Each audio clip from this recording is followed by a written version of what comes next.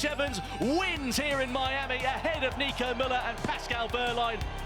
Mitch Evans took the win in Miami, making him the driver with the most amount of wins in Formula E, a record-breaking win. First of all, before we get into how that win was possible, let us know what you thought of the race. Who was your driver of the day? Get it in the comments, we want to understand. That win today did not come without a lot of things making it possible. Strategy, patience, discipline, attack mode use, some things that even happened before the race even started. And Albert and I are going to get into all of that in this video, so stick around. But first, let's talk to our winning driver, Mitch Evans.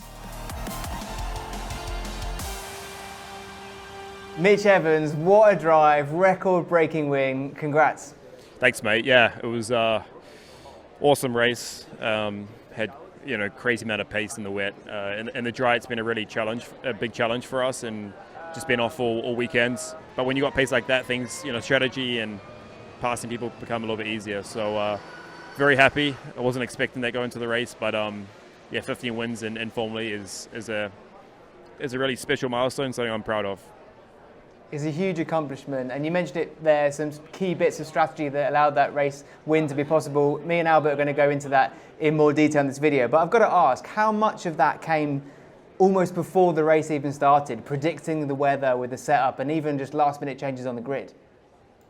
Honestly, it was really challenging because, as usual, you get different forecasts. We started getting, a few spits before the race, or even before we actually went on, for the lap to grid. In the end, it was quite stable, so it was very hard to, what do you do with tire pressures? What do you do with setup? Yeah, the team nailed it.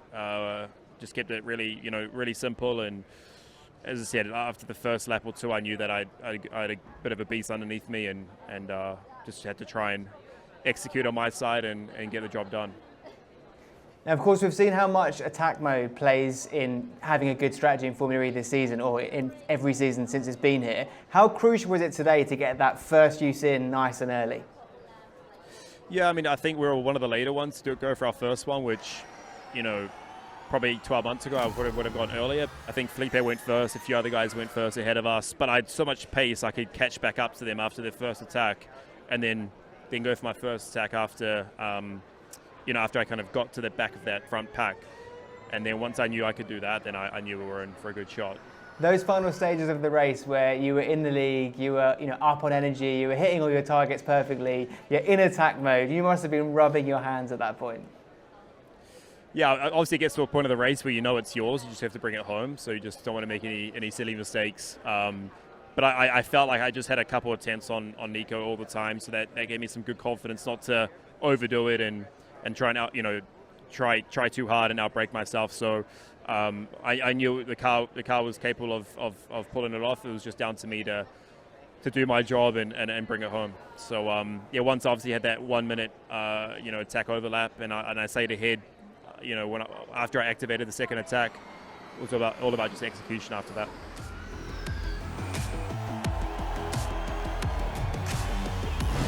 So Albie, that was an interesting race. A lot to dive into there. Mitch Evans with a record-breaking win. 15. What can you tell us? Because a lot happened. There was definitely a lot happened. It was maybe not as back and forth as the couple of races we had before. It was a little bit more spread out, but we can have a look at the race trace here from start of race to the end. So we started the race under safety car. So this is sort of the first 4 laps here before they bunched up and took their normal start.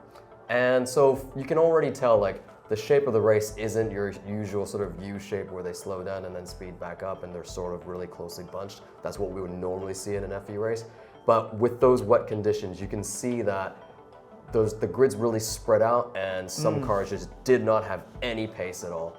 You look at Gunther, you look at Dan Tickdom, and they just really sort of fell off the earth there. And that just sort of shows you a lot was happening on the grid from a tire and car point of view. That's what I was going to say, because you mentioned it perfectly there, is that the gaps they're so much bigger than we usually see that early into the race. So does that suggest that there was something in terms of setup or even strategy on the grid that had an impact instantly?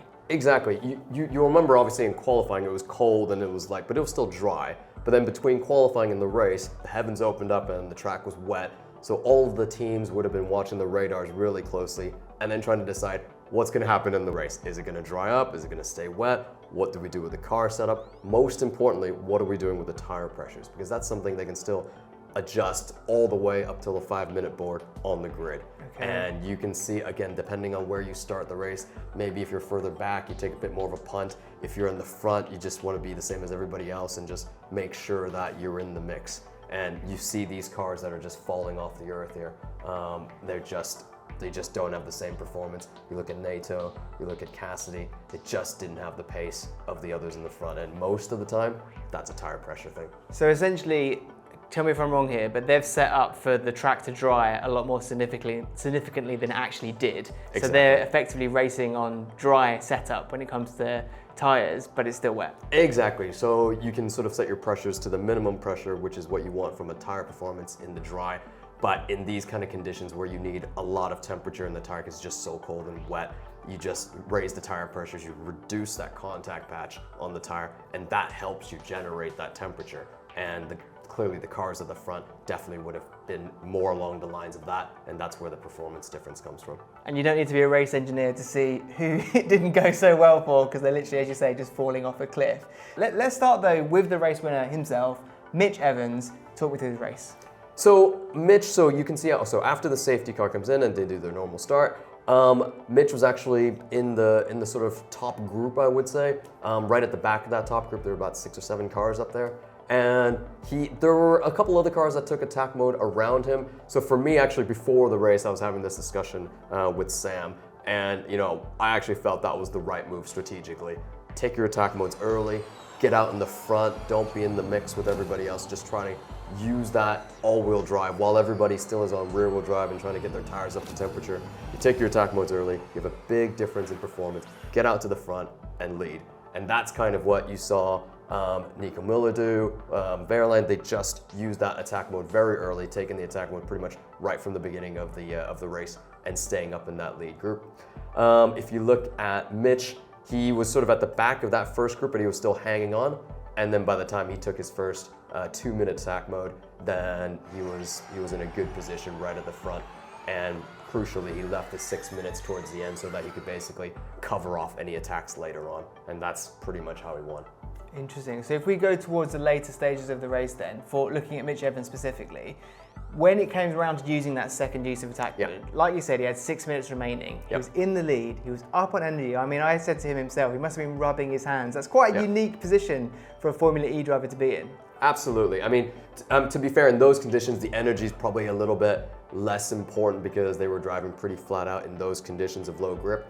That said, that 6 minute was key. So if I just zoom in right to the end of the race for these three, you can see that Pascal takes his attack mode on lap 32, and then literally the next lap later, Nico Müller, also with a 6 minute attack mode, he just covered him off nice and easy. So then everyone was on attack mode, everybody had no energy issues. So again, he covered off Wehrlein quite easily. And then with Mitch, again, it was one of those where he sees Müller take it on one lap, he easily covers him on the next lap. And by then it was just I wouldn't say easy, but it was relatively straightforward. It's the early attack mode, but not as early as some of the others, but I think in general, for me, they had good pace in the car, which always helps. They got their tire pressures right, so he was able to stay in the front, along with his teammate, in the mix of the front, and then they timed their attack modes pretty reasonably. Not too early, not too late, sort of just in the middle, Goldilocks, if you will, timing. And then at the end, that 6 minutes, he was able to cover off everybody else. But for me, the performance in the car and getting the tire pressures right, that for me is the key. So the team, him and the team rolled the dice on the tire pressures and turned out double 6. Worked out really well. But credit to the team and Mitch behind the wheel as well, because he drove fantastically well to maintain that energy, to be leading for as long as he did without losing energy to those around him. Yeah. I mean, that takes experience, doesn't it? It's also just the skill. In those conditions, the track is changing all the time. You get it a little bit wrong getting on the curb or on the painted surface a little bit more. So it just takes a hell of a lot of concentration during the race. This is usually a sort of race you expect Nick Cassidy to do well in, almost irregardless of where he starts a race. But that wasn't the case today. No. Tire setup, tire pressure, bad call from the start? I think so. I mean, if you take a driver of Cassidy's abilities, especially in managing these kind of races, you know, in low grip conditions, I just think he didn't have anything to fight with. When you're starting, you make those decisions on the grid, and if you think that the track's going to dry faster than it does, and it doesn't, then you're just a passenger most of the race, and it doesn't take a lot. But if you look on the race trace here, I mean, like Nick literally comes off the screen here. I have to zoom out quite a lot, and you see literally how far back he dropped. He's just hemorrhaging lap time the entire race, and he leaves his attack modes till the end. But realistically, there was no chance. He was out of the fight by mid-race because the circuit didn't dry up enough for him, and he was just hemorrhaging lap time. The last driver I want to talk about is Sebastian Buemi, because from near back of the grid. To finish where he did, make the positions, it was almost like Cassidy-esque, his drive. It was. Why did it work so well for him and not for others? So I think for me, again, because Envision had a strong race, both Ericsson and Buemi. I think they had probably similar setup, similar tires, and I think the team did a good job there, making sure that they gave their drivers a chance to fight. They left their attack modes right until the end. So if you look at Buemi here, he does his 2-minute and then 6-minute, basically back to back. So they're essentially running 8 minutes of attack mode, and they just did that all at the end. And he did a good job. What you don't see here is all the other cars, but there's a big group of cars here right at the end, and Sebastian did a good job in that group, really. Excellent insight as always. Now we've got a couple of questions from fans, and as a reminder, if you do have questions, make sure to let us know in the comments what you want us to dive into in these videos. Now Ali has said having attack mode later, or using attack mode later, beneficial over using it earlier, yet some jump it early like in Mexico or today, or in Miami for example. What is the motivation to do that? So I think Ali's question was more for, let's say, a traditional dry race, so we'll leave this one out of it. But generally, so the trend we've seen is that most teams take attack mode at the end because they feel like that's going to be the best from a track position and when they win it point of view. The alternate reason for taking it earlier, normally it's to do with tires. Depending on the circuit and how hard it is on the tires, if you leave it too late, the tires are already pretty hot, and you just don't have the grip to be able to use even your all-wheel drive. If you're in a dry race where it's been really hard on the tires, like in Mexico for example, and you wait till the end, you already don't have any tires left. I'm gonna give you all-wheel drive, but you still don't have any grip, so you can't make up that difference in performance. Okay. And then the second reason is if you leave it too late sometimes, the pace is so high, again, there's not enough of a delta between 300 and 350 rear-wheel drive to all-wheel drive because everyone's targets are so high, no one's doing any lifting, so again, you just lose that benefit. Okay, great question, great answer Great also. question. One other question we've got from Racing Harry FE, good name, is how do team strategies change with wet weather? It depends on whether it's a continuously raining race or a drying race like we saw today, but the good teams will have been prepared for all of those situations ahead of time. They'll have written down in their procedures, right? What am I gonna do with the car setup? I can still make some changes on the grid. So do I give myself a cutoff time to make sure I can get all of these changes done? And then there'll be a second point where, right, I need to decide on the tire pressure strategy for the race. So again, those are things that are gonna affect the performance of the car, and the performance unlocks those strategies. In a wet race, for me, especially one where there's continuous rain falling down, visibility is king. So if you're at the front and you're out of the spray, you're gonna have an advantage. You'll remember a race in Shanghai a couple years ago where the gaps just opened up because nobody could see anything, right? So in that case, take an attack early, making sure you're at the front of the grid rather than don't worry about the energy. That energy really in a wet race doesn't even matter as much because you're not using as much on every single lap. You just can't get the power down, so you don't waste any energy, so you're driving pretty much flat out the whole race anyway. So from a strategic point of view, using that attack mode, using that all-wheel drive, that timing of it, and the overall car performance from your tires and your setup, those are the things that are going to affect a race strategy point of view.